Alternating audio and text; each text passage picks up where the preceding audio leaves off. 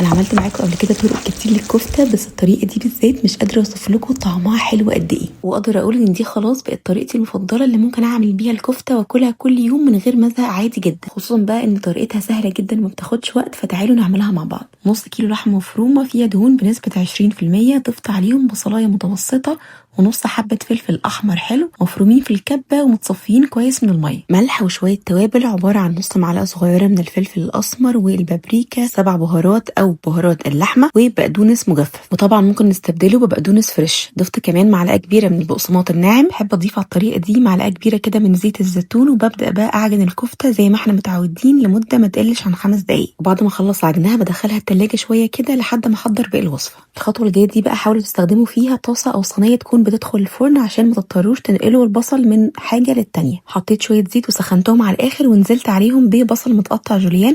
حطوا بصل كتير على قد ما تقدروا، مش اقل من نفس كميه اللحمه. شوحت البصل حوالي 3 دقايق لحد ما يصفر، وبعدين كنت محضره مكعبات من البطاطس ضفتها معاه وكملت تشويحهم شويه كده بقى لحد ما نحس ان البصل بدا يدبل معانا. بعدها على طول ضفت معلقتين كبار او 3 معالق من دبس الرمان، معلقتين صغيرين مليانين من السماق او مثلا معلقه كبيره مليانه، معاهم نص معلقه من ال7 بهارات او بهارات اللحمه ورشه من الفلفل الاسمر، ونقلب الكلام ده كله كده مع بعضه لمده دقيقتين، وبعدين نزود عليه شويه ميه ونغطي عليه لحد ما البطاطس مع البصل يستووا كده نص سوا. وفي الاخر ظبطت الملح بتاعهم عشان كنت نسيت احطه في الاول. وعقبال ما ياخدوا نص سوا طلعت الكفته من التلاجة وعملتها على شكل كور ورصيتها على وش البصل والبطاطس، اديتها رشه بس كده من زيت الزيتون وغطيتها كويس قوي بغطا مناسب. دخلتها على فرن حراره 220 لمده 25 دقيقه. في اخر 5 دقايق بس بشيل الغطا وبولع الشوايه واسيبها تاخد لون، وبس كده بالهنا والشفا.